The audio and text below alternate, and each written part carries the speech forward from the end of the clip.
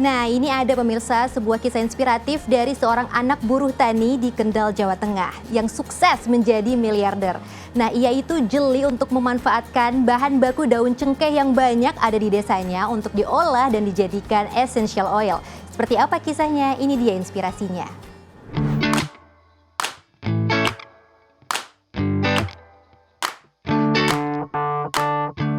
Ya, orang sering menyebut essential oil sebagai minyak yang bermanfaat untuk kesehatan. Aromanya yang wangi memiliki banyak khasiat, mulai dari mood booster hingga untuk meredakan flu. Essential oil ini juga disebut sebagai minyak atsiri karena merupakan ekstrak dari tanaman-tanaman tertentu seperti cengkeh, nilam, lavender, atau yang lain. Bahan baku minyak atsiri ternyata melimpah di Indonesia. Salah satunya adalah cengkeh. Kekayaan alam ini berhasil membuat pemuda seorang anak buruh tani di Kabupaten Kendal, Jawa Tengah menjadi pengusaha minyak atsiri dengan omset miliaran rupiah per bulan. Inilah yang ditekuni Hafiz Nasrullah. Melihat banyaknya daun cengkeh yang dibuang di kebun dekat rumahnya, otak bisnisnya pun berjalan. Ternyata tempat saya tinggal itu adalah kawasan perkebunan cengkeh yang luasnya ribuan hektar. Nah, di situ banyak sekali daun cengkeh yang tak termanfaatkan. Jadi daun cengkeh yang jatuh-jatuh itu banyak banget. Memang ternyata sudah dimanfaatkan oleh orang sekitar, dijadikan sebagai minyak cengkeh. Bukan minyak atsiri. Tidak butuh waktu lama, Hafiz pun mantap dengan keputusannya untuk berwirausaha, membangun bisnis minyak atsiri. Ia bertekad mengentaskan kemiskinan yang dialami keluarganya. Ia mengaku sempat kesulitan modal di awal dan berusaha mengajukan puluhan proposal kepada para pemodal, namun tidak satu pun yang berhasil. Dengan modal dari salah satu teman kuliahnya, Hafiz pun memulai bisnis, memproduksi minyak daun cengkeh sebagai awalan. Meski dengan kapasitas terbatas, usahanya berjalan cukup lancar. Alhamdulillah pada waktu saya produksi, saya dengan model seadanya, teknologi seadanya, masih jual ke tengkulak juga sih awalnya waktu itu. Kondisinya iklim juga lagi bagus, bahan baku bagus, semuanya bagus. 1 tahun alhamdulillah waktu itu bisa balik modal. Hafiz menggunakan metode penyulingan untuk mendapatkan hasil yang diinginkan.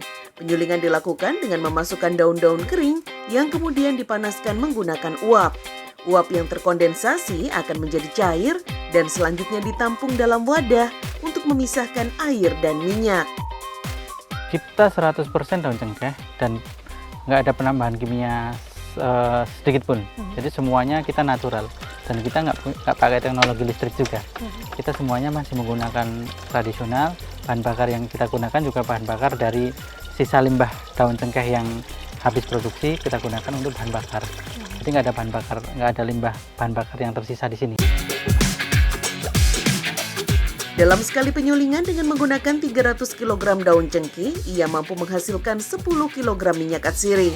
Selain cengkeh, ia melihat banyak bahan baku minyak atsiri yang melimpah di dalam negeri. Produksinya pun dikembangkan tidak hanya mengolah cengkeh. Ada clove leaf oil, minyak daun cengkeh, kemudian patchouli oil, minyak nilam. 2 ini yang paling besar. Kemudian ada jasmine, melati, sama rose mawar. Nah, 4 ini. Nah, untuk industri yang 2 yang tadi saya sebutkan, yang clove leaf oil sama patchouli ini, kebutuhannya memang sangat-sangat gede, Mbak.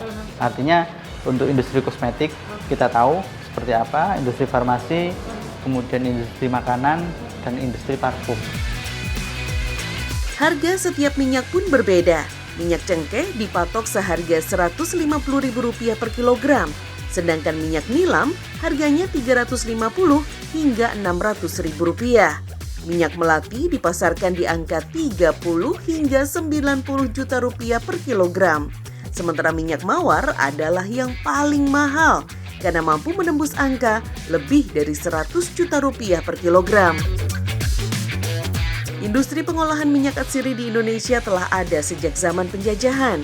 Bahkan hampir di setiap daerah ada yang memproduksinya, meskipun masih dengan cara tradisional.